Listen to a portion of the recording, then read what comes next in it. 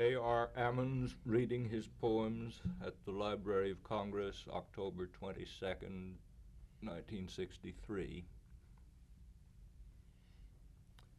Can we be informal? Why, we can be as informal as you like, Archie. Well, fine. Thank you, Howard. Just go ahead and read when you want and stop and talk when you want. Very good. Well, I'll go back first We have and then... unlimited powers of cutting afterward. Fine. I'll go back first then, Howard, to a poem I wrote about 10 or 12 years ago when I was at Berkeley, California. And it seems to me that it has in germ maybe everything I've had to say. And I've heard that this has happened with a great many poets. Have you found that to be true? That Well, you look back and you think you can see after many years some things. And I know there's a place in early Yeats where you think you can see that happening, where everything that was going to happen came up in one or two lines about the sparrows brawling in the eaves, and he ordinarily wouldn't have used a word like brawling. You wouldn't expect it so early. Yes. Do you have such a poem, you think? Yeah, I 10 or think 15 years ago? that there's one or two of the early ones that show something like that when you look back. Except I don't really know my style well enough to be sure. Well, it's always changing a little bit, I would think. Well, fine. This one is called Doxology, and that the idea of hymn or praise there is kind of run through my work, and it's in three parts.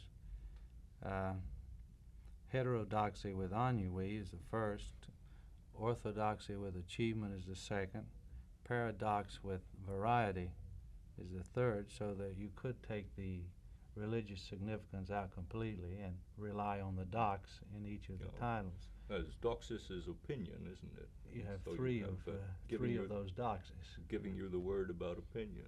Right. Well, I'll read the first part, heterodoxy with ennui. Should I, bold in a moment, intrude upon a silence, hold my hands properly crossed in a mock eternity, would someone use my lips for an expiation? I have heard the silent owl near death seize wildly with the comprehension of fire, have drunk from those eyes, transplanted my soul to the wind, wound my days round the algae of rapid streams, wedded my bones to the throat of flame, spirited. You have heard it said of old time, the streets shall flow blood, but the streets swept out with the flood shall be deposited upon sand. You have this word for a fulfillment. An unconstrained fluidity prevails, abides. Whole notes are rocks, and men 30 seconds, all in descending scales, unvigiled bastardies of noise, the motion of permanence. Marble pottery signs endure, support fluency, scroll work, where violins ornament. Fingers offended with needles of care articulate poised domes. This love for the thin and fleet will race through the water content of my heavy death.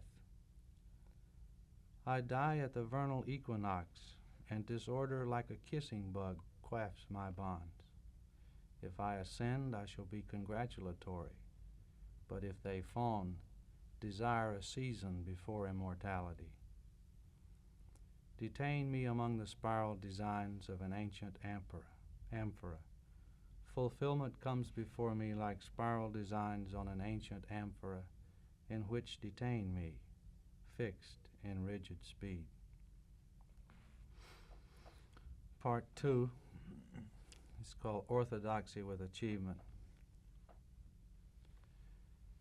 Silent as light in dismal transit through the void, I, evanescent, sibilant among my parts, fearing the eclipse of a possible glance and not glancing, shut-eyed, crouch frog-like upon my brain, hover and keep dark, fervor opposed by dread, activity numbed by mixed result, till some awaited drop falls upon the mound, and chaos perfects the eternity of my silence.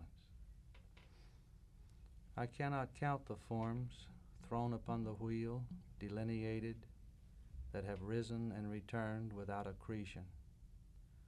But the spirit drops falling upon wings and preens the day with its call. None say where in the silence it sleeps.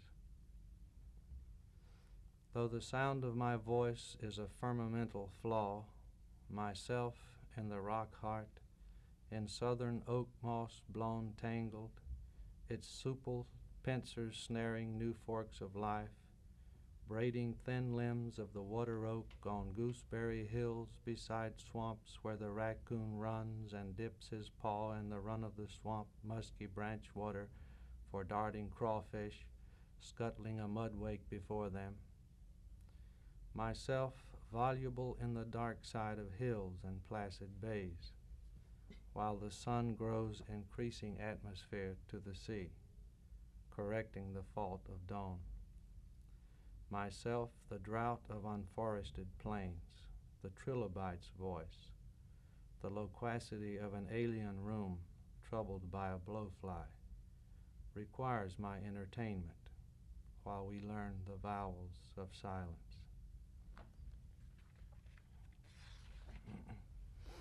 Part 3 is called Paradox with Variety. The temple stands in a rainforest where bones have a quick ending. Ephemeral as wings in fire, transparent leaves droop in the earth steam. Growth and decay swallow the traces of recent paths. I went in. On one side sat the God of creation, on the other the God of destruction. Hatred held their eyes. Going deeper to the next chamber, I found the God of destruction and the God of creation tangled sensually on the floor. They gnawed and procreated. In the next chamber was majesty. One God sat staring at his golden walls. I hear an organ playing through the morning rain. It sounds like the memory of quilting women. Between the organ and me, California poppies furl like splotches of conceit in the light and silent rain. A robin peeks up from the grass and rattles a ladybug in his beak.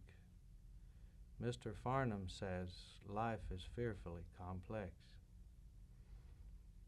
When I was lustful, I drew 20 maidens from the well of sacrifice and took them to Cozumel. The priests of the steep temples longed to smear my body with blue ointment. We've all died since, and all has been forgotten. Strangers drop pebbles into the hole of water. It is too still. Should I mistake khaki blood on foreign snow for cherry ices, my mind would freeze. But red blood is interesting. Its vessels on the snow are museums of eternity. When stone and drought meet in high places, the hand instructed by thirst chips grace into solidity, and Hellas, like a broken grape upon marmoreal locks, clarifies eternity. Had I come in the season when sheep nibble windy grasses, I would have gone out of the earth listening for grasses and the stippling feet of sheep on sinking rocks. I like to walk down windowless corridors and, going with the draft, feel the boost of perpendicularity, directional and rigid, concision of the seraphim, artificial lighting. Sometimes the price of my content consumes its purchase, and martyrs' cries echoing my peace rise sinuously like smoke out of my ashen soul. That was a long one to start with, but thought we might get it off. Well, I can see what you mean about it having a great deal essentially to do with the later work. It seems, though, as I guess is appropriate in a doctrinal poem, uh, very often much more abstract than you later became, certainly much more Latinate. Yes. It had my favorite, and I guess many people's favorite, the three form and the I guess going back to Hegel and all that business. And the part I like about it in the heterodoxy one is that while that suggests rapid change, the image is a fixed and rigid speed, and while the other one, which is supposed to be slower, actually has that passage that runs on and on and on with the speed. So that speed is a kind of relative thing there, as change is. And they work against each other and then try to resolve themselves even further in the paragraphs later on. Yeah, it's always been, or at least since various fixed systems broke down on us, one of the great difficulties of poems, isn't it? How to make that resolution in images, in sounds, and not just in thoughts. Right. Well, I may have done only that, but it strikes me as being a kind of framework which is recurred. The next one is also an early poem. These first four are, and then I'll come right up to the present time. It has no title. It's number 2 in this book. The sap is gone out of the trees in the land of my birth, and the branches droop. The rye is rusty in the fields, and the oat grains are light in the wind. The combine sucks at the fields and coughs out dry mottled straw. The bags of grain are chaffy and light. The oat fields said oh, and oh said the wheat fields as the dusting combine passed over. And long after the dust was gone, oh, they said, and looked around at the stubble and straw. The sap is gone out of the hollow straws, and the marrow out of my bones. They are brittle and dry and painful in this land. The wind whipped at my carcass, saying, how shall I, coming from these fields, water the fields of earth? And I said, oh, and fell down in the dust. It's always been characteristic of your poems that you hear the things of nature as speaking to you, but this early on they said mostly just oh, which Yes. is maybe why you then concentrate on images of hollowness inside the bone, and you wind up saying oh yourself. And that oh is as impenetrable as nature itself. I mean, it just says oh, and it can be exclamation or don't pinch me or any of those things. Yeah. You're right, it leaves it unresolved.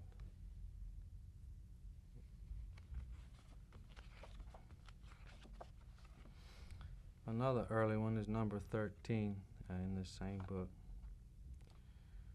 With ropes of hemp I lashed my body to the great oak, saying odes for the fiber of the oak bark and the oak wood, saying supplications to the root mesh, deep and reticular in the full earth. Through the night saying these, and early into the wild, unusual dawn, chanting, hysterical, though quiet, watching the ropes ravel and the body go raw, while eternity, greater than the ravelings of a rope, waited with me, patient in my experiment. Oh, I said, listening to the raucous words of the night clouds, how shadowy is the soul, how fleet with the wildness of wings.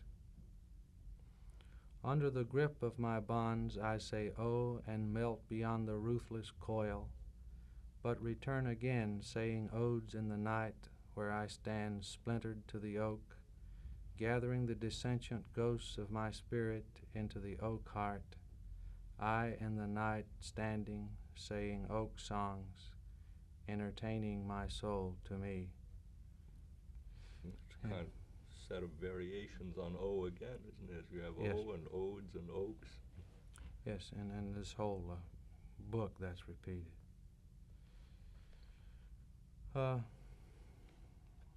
One other one. Coming to Sumer and the tamarisk on the river, I, Ezra, with unsettling love, rifled the mud and wattle huts for recent mornings, with gold leaves and lapis lazuli beads in the neat braids loosening from the skull. Looking through the wattles to the sun, I said, "It has rained some here in this place, unless snow falls heavily in the hills to do this." The floor was smooth with silt, and river weeds hanging gray on the bent reed spoke, saying, "Everything is even here, as you can see." Firing the huts, I abandoned the unprofitable poor, unequal even in the bone, to disrespect, and casual with certainty, watched an eagle wing as I went to king and priest.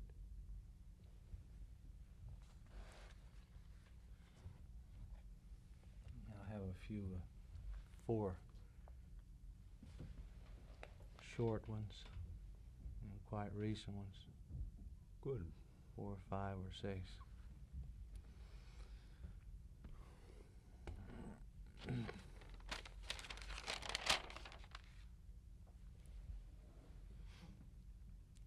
This one is called Contingency. Water from the sprinkler collects in street-edge gravel and makes rocky pools. Birds materialize, puff, bathe, and drink. A green-black grackle lopes listing across the hot street, pecks a starling, and drinks. A robin rears misty with exultation. Twittering comes in bunches of starts and flights. Shadows pour across cement and lawn. A turn of the faucet dries every motion up. And then an even shorter one.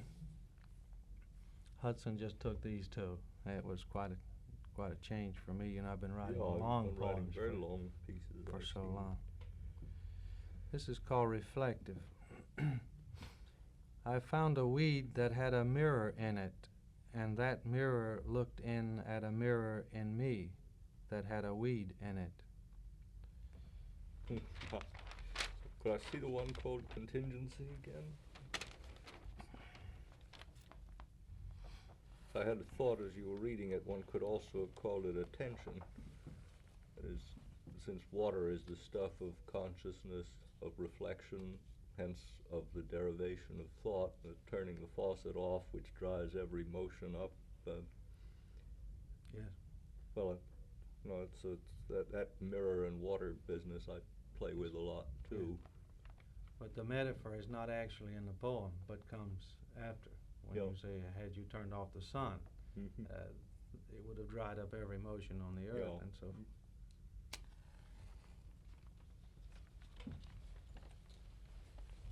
Very good comment.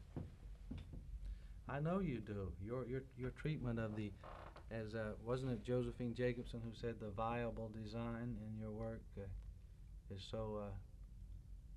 The sense of design, but in motion. You mean somebody said something as nice as that? Oh, yeah. I don't think I saw what she wrote. Mm-hmm. Where was that? Prairie Schooner, I think. Oh, I guess I just missed it. Well, I'll have to see that you get that one.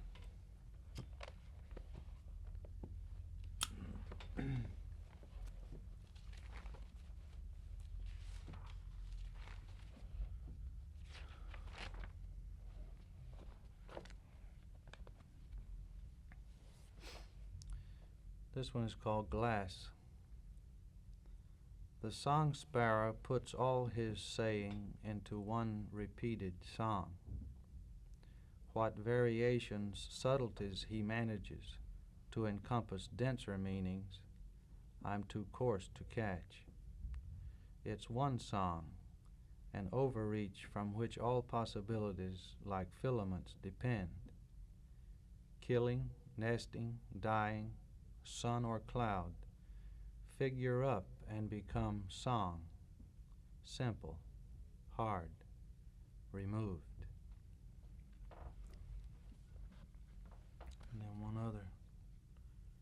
short one.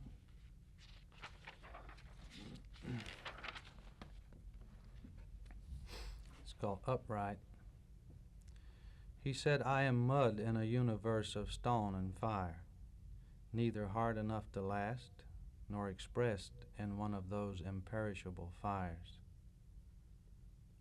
Be something, the grass blade said, rising white-green from common swamp.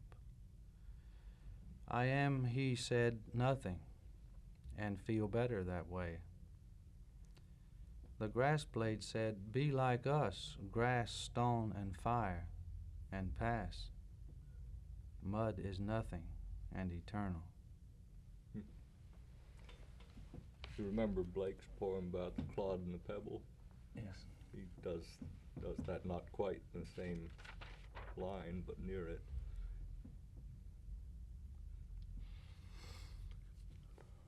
One other one is called Dunes. Taking root in windy sand is not an easy way to go about finding a place to stay. A ditch bank or wood's edge has firmer ground. In a loose world, though, something can be started. A root touch water, a tip break sand. Mounds from that can rise on held mounds, a gesture of building, keeping, a trapping into shape. Firm ground is not available ground.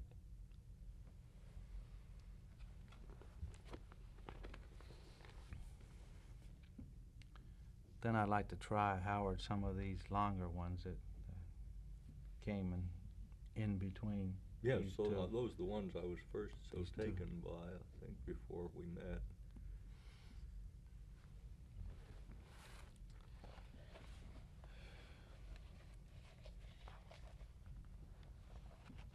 Let's see.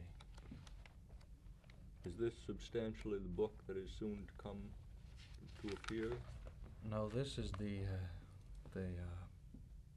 copy that I worked from. It's about complete, but the one that's to appear is a selection from it. Mhm. And I hope someday somebody will be foolish enough to take the whole thing, but it would come to around 225 pages or something like that, which is too much. Well, there's plenty of paper left. You should see the way it gets used around government offices.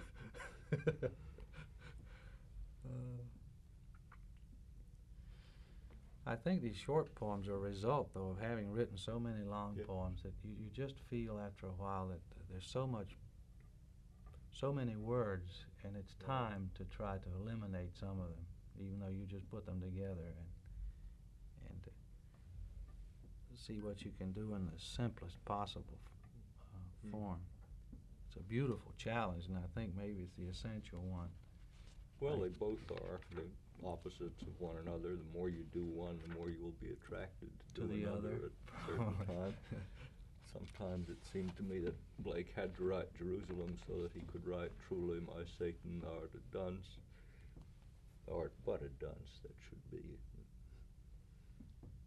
Exactly. I said that same thing to a man one time. He asked me why I was writing so many long poems, and I told him so that someday I could write a simple lyric. And it kind of gives there is a certain amount of material that you want to get out of your system. You hope it becomes poems, but Well, it may not. Stevens said it can never be satisfied, the mind never. And that's true of other people. If you write short poems, they'll tell you you're unambitious. Well, I hope to have some of both some of these days if things go well. This one called Mechanism frightens many of my friends who are organic specialists. But it's as you say, it's a facet too, and why not try it? Sure. In another poem, you may hate such a thing, but you can't limit reality, so why limit yourself if you're only there to try to reflect it? Of course, I don't know what I'm agreeing to because I don't know the poem yet. Fine. But I'm prepared to give you a blanket agreement to begin with.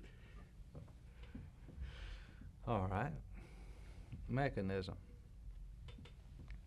Honor a going thing, goldfinch, corporation, tree, morality. Any working order, animate or inanimate. It has managed directed balance. The incoming and outgoing energies are working right. Some energy left to the mechanism, some ash.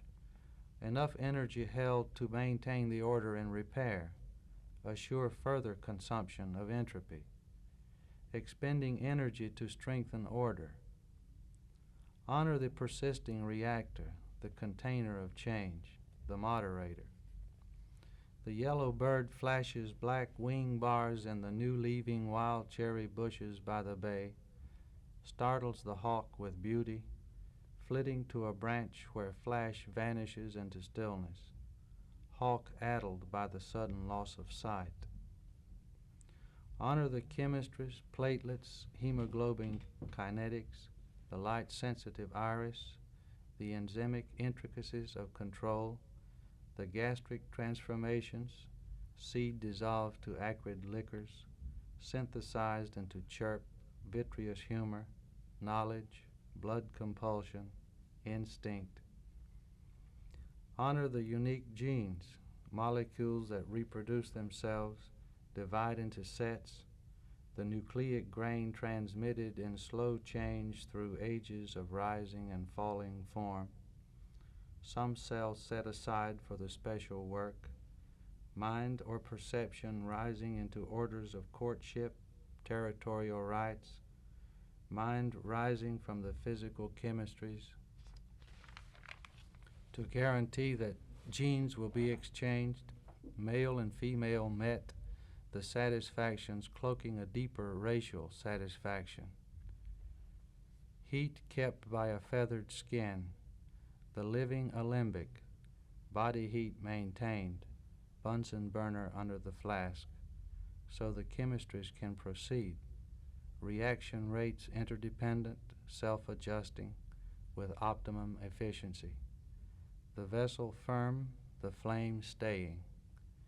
Isolated, contained reactions, the precise and necessary worked out of random, reproducible, the handiwork redeemed from chance, while the goldfinch, unconscious of the billion operations that stay its form, flashes, chirping, not a great songster, in the bay cherry bushes, wild of leaf. That's a very attractive celebration of some things everybody has to think about. Most people don't think about nearly enough. Did you have a good deal of formal training in scientific studies early on? Yes, I majored in science and BS. Because you have a very attractively unself-conscious and easy way of using all that wonderful language. Most of the rest of us, if we use it at all, we have to be so extremely cautious not to go wrong, get it vetted for sense by a physicist or something. Well, I'm of course never sure that it makes sense. I feel it does. It does come out easily, and I've been a reader of the Scientific American. I've sort of kept up, you know, on some of these things, and I do think that in some of those articles and in many others, the American Scientist and so forth, you do find a vocabulary that has a tremendous energy. Yes. Even used as prose, and as of course it is. And it's odd too, that after so much early fuss about absorbing the machine, modern poetry has so much neglected that, and poets generally have taken a kind of violent, rebellious stand toward it instead of trying to see what was there. Yes. I sometimes read prose or science rather than poetry because it's you feel that there's something there to be used, something to be mined. Yes, I read a great deal of science. I can't by any means understand all of it, but sometimes even what you don't understand very well is highly suggestive. You use it in your poetry a great deal too. Well, I wouldn't have said a great deal. I would have thought I was going to start using it more, maybe more consciously and more nearly disastrously. Well, that's it. What I mean are the reflections of the interests are there in the poems. Maybe that's really the best way to handle it, rather than to really put the material directly in. Well, I was teaching a course in poetics, and the first thing I gave my students to read was Sir Charles Sherrington on the Making of the Eye. And this very grand piece of wisdom, which stood firmly in both poetry and science. Yes. It seems to me an utterly poetical and moving document in the way that ever so many poems are not. Yeah. And oddly enough, just to complete the story, I found only after coming here, looking in the stacks, that Sherrington used to write poetry and publish it. And it's terrible stuff. Yeah, that's a very interesting situation. Well, probably you ought to get on and read some more, since that's the essential of the programme, not my remarks. Well, I'm very interested in that thought, though, that if you try to discover for yourself what the machinery of the effect is in the piece of prose, it's a very difficult thing. A poem you can kind of analyze, but this unstudied, or I think the core of it is when something is presented for its own sake. Yes. And the science, then there can be all these overtones that are beautiful. Well, poetry perhaps happens whenever somebody gives something an unselfish attention, an inspection for itself alone, to see what it is rather than what he thinks it ought to be. Precisely. Your poem on mechanisms remind me of a beautiful place in the Magic Mountain where Hans Castorp, who has had early training as a shipyard engineer, thinking about how all these machines are designed on elements in nature, on the arm, the femur of the leg, and the way in which muscles are hitched onto bone. And the wrist turns. Yeah. A very touching place. I don't know anybody who does that in poetry. I don't know whether it can be, but it would be an interesting form to try to. Yes. All right. Well, I'll read one called "Risk and Possibilities." This is in the book that's coming out.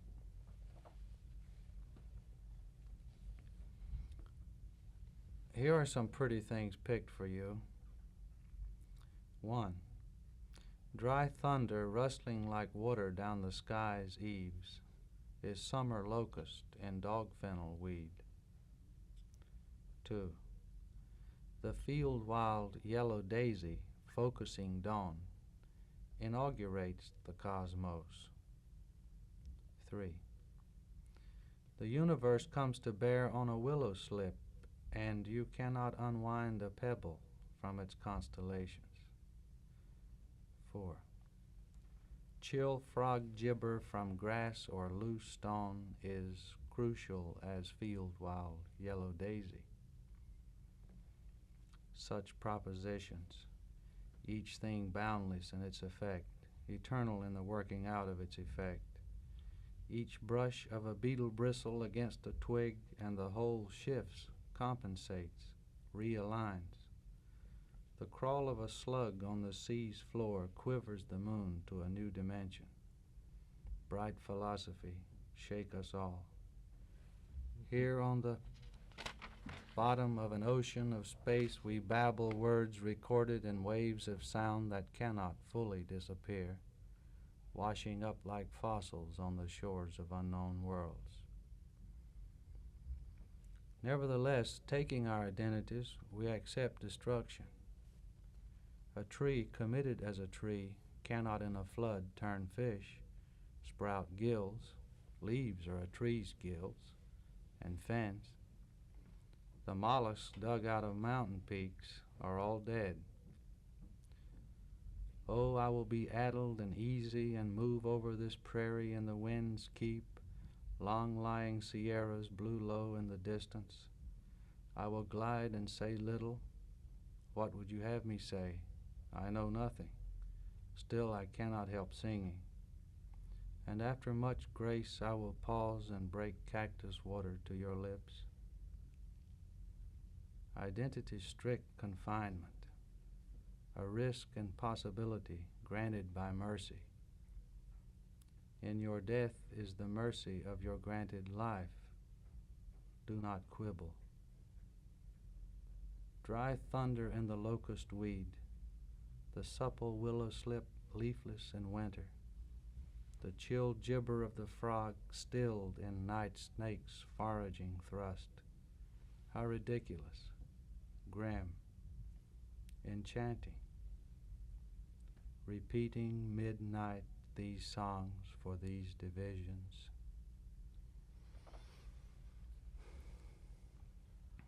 Then I have one other called Terrain.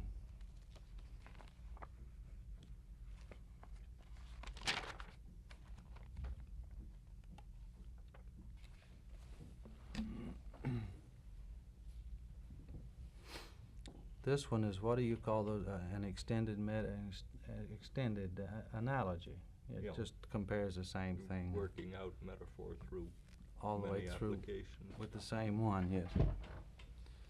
I got this first line from that book, $1 book on the Southwest. It says the Southwest is a region without definite boundaries. And I found that That's a very attractive statement. Very, yeah. Terrain. I had to beautify it, though. The soul is a region without definite boundaries.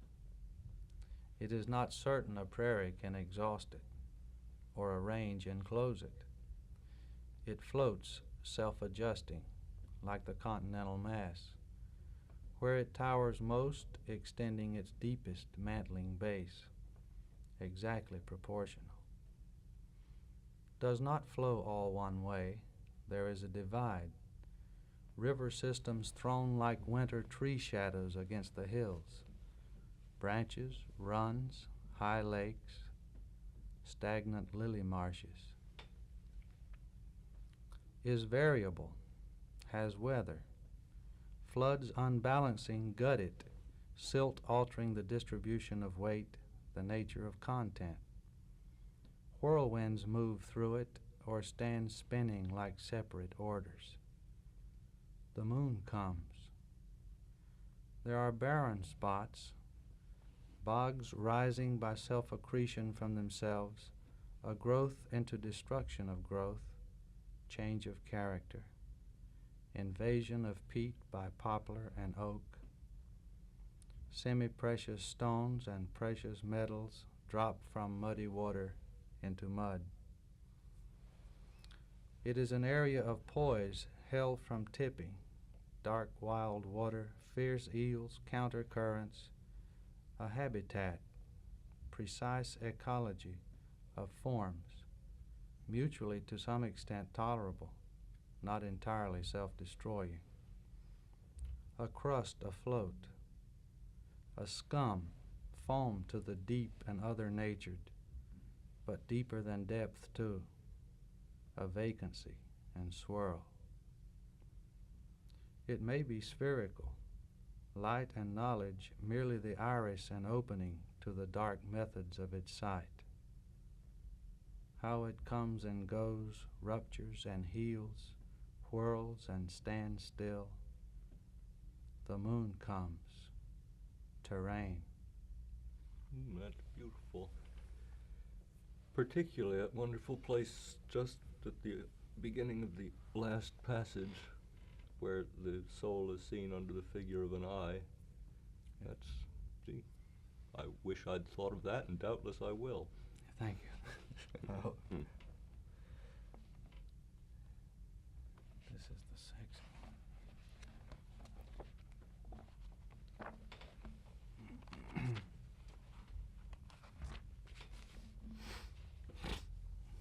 This is called open.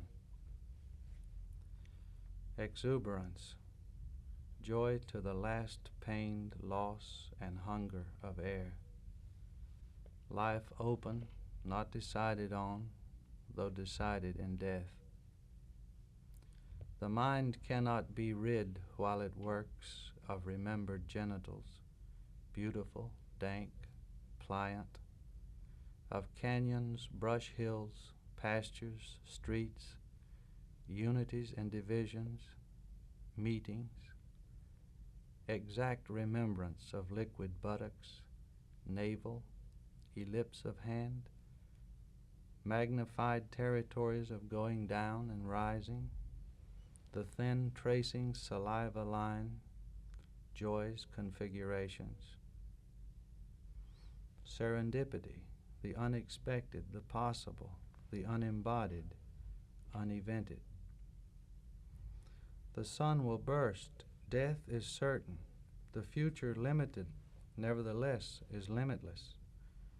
The white knotted groin, the finger describing entrances. The dark, warm with glowing awareness. The hot dismissals of desire until the last tear of pain. Until the end, nothing ends, lust forward, rushing, pillars of ice, wet, bright, and melt, warm with always yielding joy. Yes, yes, yes, the loose mouths hiss in the mornings of death. You sometimes find it a difficulty with the longer poems that there is, in essence, not a plot anymore, and so there's a trouble in syntactically fitting things together so that a lot of statements have to have the same form and be, as it were, in apposition with one another, like a catalog. It's very attractive for a while, but sometimes I wish the language would yield up some other way of putting the things together.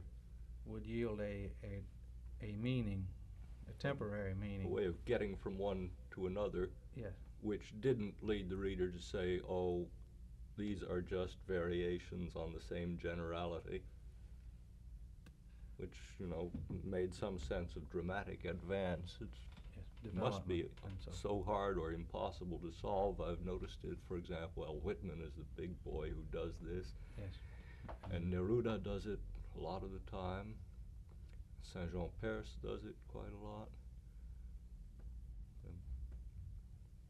I suppose it's a question of how attractive and finished each detail can be, but still there's the problem of whether it sufficiently draws the reader's attention to it so that he doesn't read it simply as one more item in a catalog. Yes. I think it's more effective seen and contemplated than heard. Or it would have to be expertly read, which I can't do. But it tends to be a jabbing kind of partial surrender of meaning, and I can see how in some other poem development. But the thing in a long poem to me is to get enough in, as many of the sides, or this used to be my problem, in as possible. And then while things had looked more or less chaotic all the way through, suddenly let them fall together, and sometimes it works, sometimes it doesn't. It's funny what the talk of poets about art is. You write a poem, it's all about sex, and we talk all about grammar. Well, that's I guess that's the essence of it, isn't it? Grammar is pretty sexy business too. It's conjugation and copulation.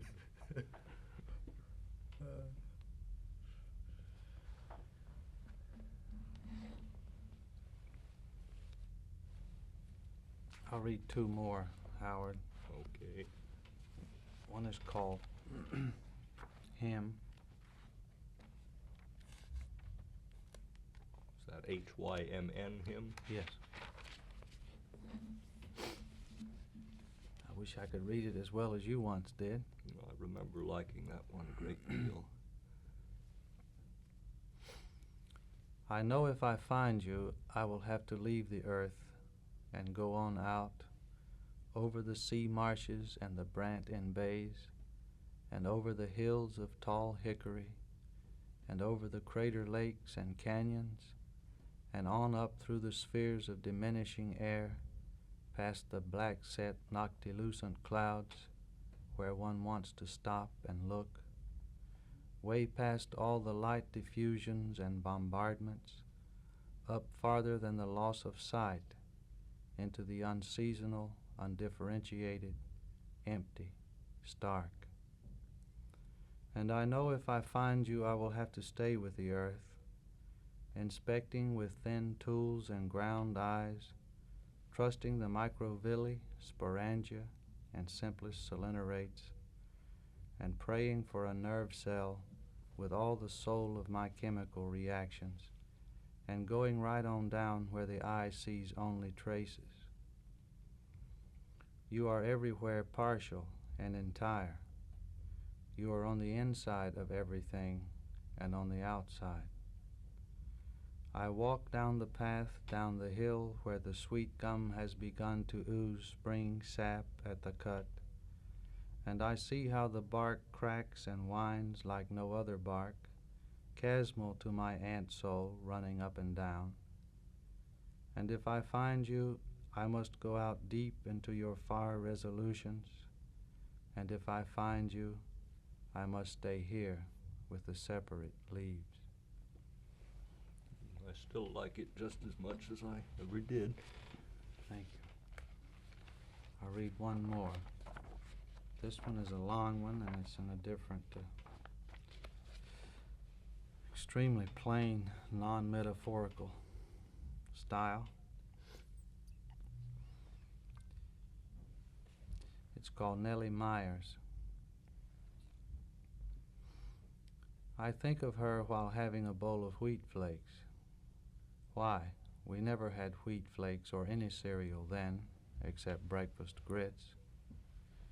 And tears come to my eyes, and I think that I will die, because the bright, clear days when she was with me and when we were together, without caring that we were together, can never be restored. My love wide-ranging, I mused with clucking hens and brought in from summer storms at midnight the thrilled cold chicks and dried them out at the fireplace and got up before morning, unbundled them from the piles of rags and turned them into the sun. I cannot go back. I cannot be with her again.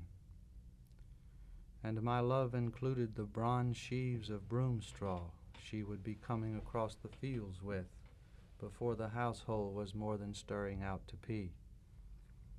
And there she would be coming as mysteriously from a new world, and she was already old when I was born, but I loved the thought of her hand wringing the tall tuft of dried grass.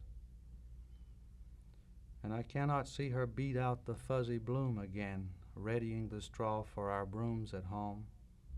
I can never see again the calm sentence of her mind as she measured out brooms for the neighbors and charged a nickel a broom.